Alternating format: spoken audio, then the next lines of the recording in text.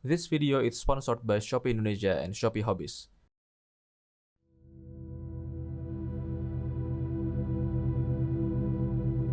Hello, welcome everyone, this is Awan Plamo.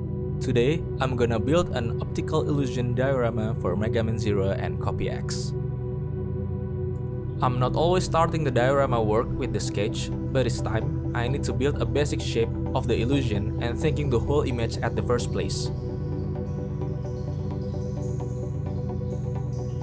Then, I started to convert 2D sketch object to 3D modeling shape because I have to make sure the illusion are working well and easy to capture from the angle I intended.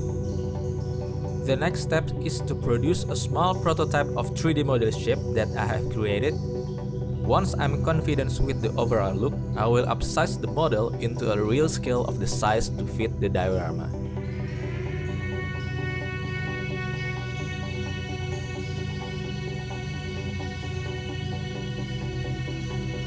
This will be two parts of it, and I will start cutting some parts referring to the shape on the sketch.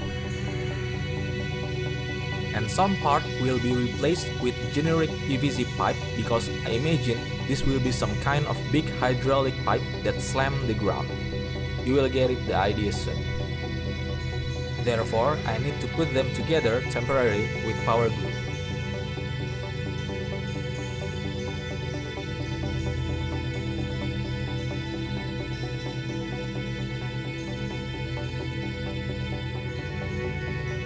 Sometimes, I need to see how far the work that I have done and put them in front of me and thinking what kind of improvisation I might be doing in the next step. A filament material ain't that strong enough for me, so I will cover all the surfaces with PVC sheet with the help of power glue. The material is really easy to shape and trim with art knife, and this will add more strength to the foundation. I want this to have a little bit of gimmick of LED illumination, so I make the space for it and make a hole for cables. I will make a room and dig out on this area pretty big and wide and apply a very much hot glue across the room. I love to work with hot glue gun because it's really easy to use and very fast drying time. I started to fill with aluminum foil for bulking process.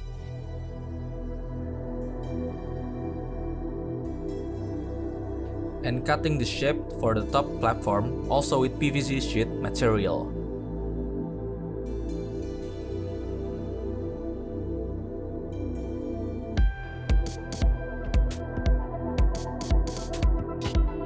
It's time to use an epoxy clay. It's a two-part of epoxy and hardener with equal ratio. And it will cure about 2 hours after you blend them together. This epoxy clay will cover all the uneven edges of the shape, so I will have a better looking visual and it kinda give more additional power to seal any gap. The next part is still to use an epoxy clay, but this time I want to apply rocks that I have molded before. It needed to be strong and durable, because this will be one of the main value on diorama.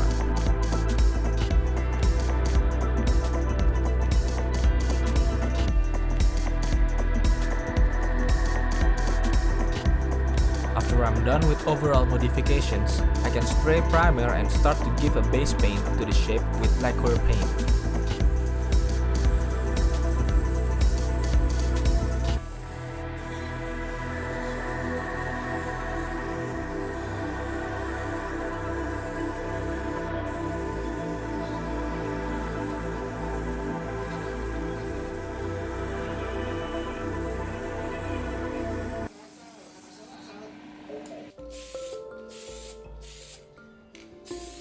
Now we can start working for diorama base. I'm spraying 5mm MDF board with primer. And the other item for the base is a fiber black frame size 30 by 30 centimeters.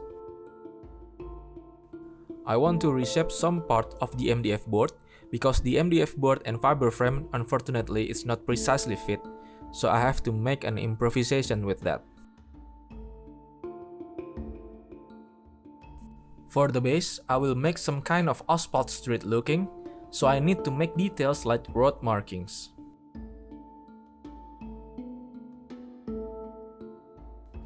If you wanna using a generic masking type like me, keep that in mind. This material is not necessary to stick too hard. Otherwise, it will leave a glue mark and you don't wanna have that.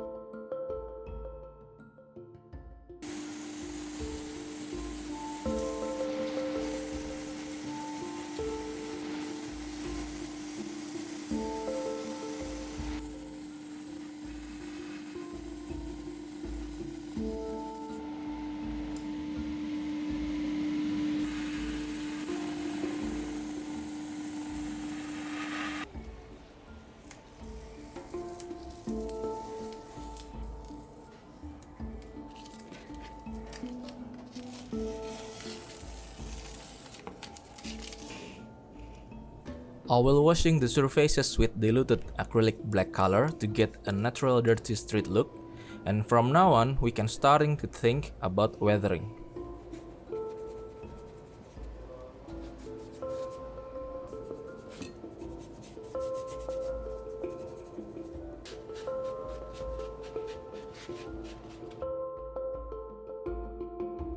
This is how I create a crack on the street by carving with art knife. It's pretty simple and it's better, rather you just paint it with black lines directly because it has no dimension to look and feel. And you can put in some black color to get a crack depth, or you can use Tamiya panel line like me. Now we can glue the big shape and the base together, but for the better bonding, I need to erase some paint where I will apply the glue on. I will use an epoxy glue, and the idea is similar to epoxy clay. It's a two parts of hardener and epoxy, but it's more liquid and has faster drying time, about 15 minutes working time.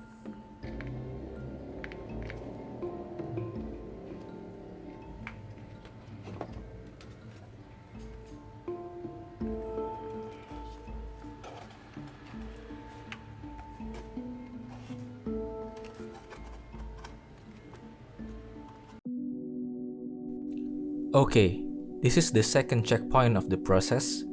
As you can see, the whole image of diorama slowly appears.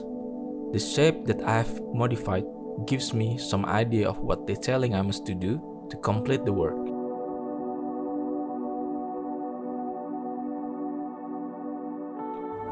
Like I said before, I will create this big pipe is just like stabbing hard the street surface and make a mess.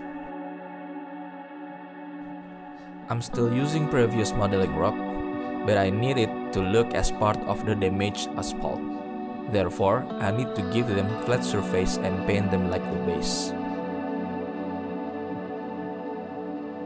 I use an acrylic paint for detailing process, and paint with darkest tone color for every object I want to paint. I like it that way. The darkest color gives me more information about the logic of shadow and where the highlight color I will put on later.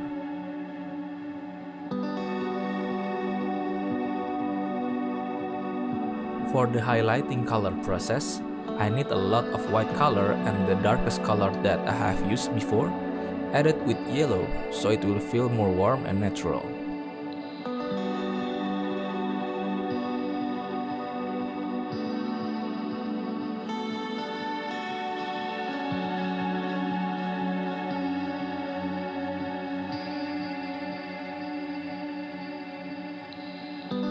An epoxy clay still helped me to get rocks and pipe united.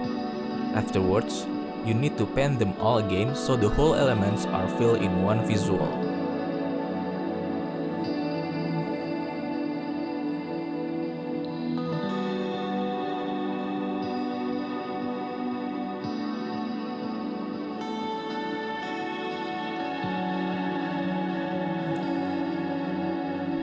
Now I can start making the highlight color again for the top platform. Honestly, I can work on this too while working on previous coloring process. I forgot that actually they use the same color.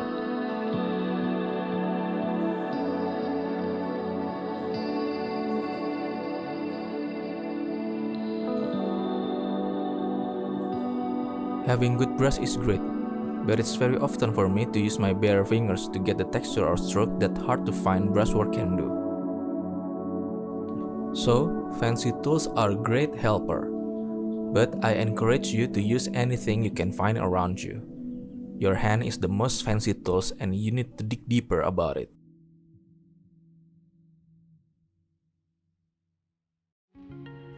I want to seal diorama with black color, so I need to make sure all the visible corners or edges are black.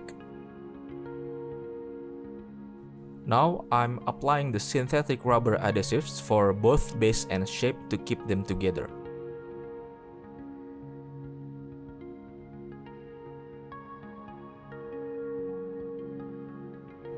This is my result about the reshape that I was talking about in the last section. I will apply more clay on this and make them some kind of ground with wild grasses. I'm using dust clay, an air dry clay. It's pretty simple to use with water to soften and it's really affordable.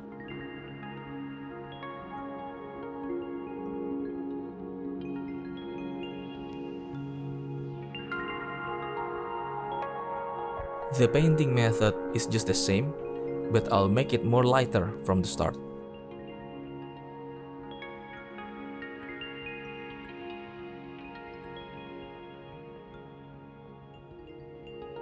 We have arrived to my favorite part about making diorama, the grass work.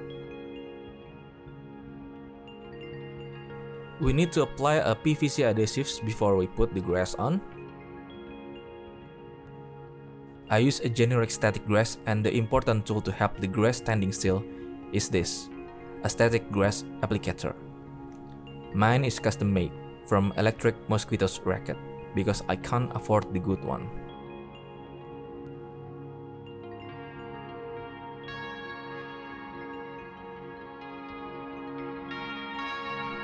For another grass material, it's just like this.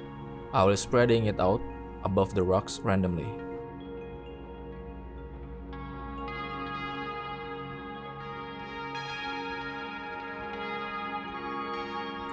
I have made a custom LED kit that will fit into the room I have created on the shape. Then I will cover it with 2mm white acrylic.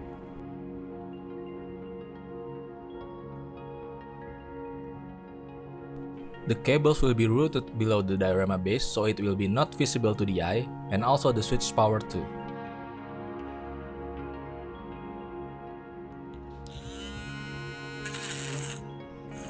This is the last detail that I will work on. I will put some construction wires for the column and rocks. I simply drill a hole and put a russet wires. This material will give more details to the diorama, and actually I just think about this in the very last minute before the work is done.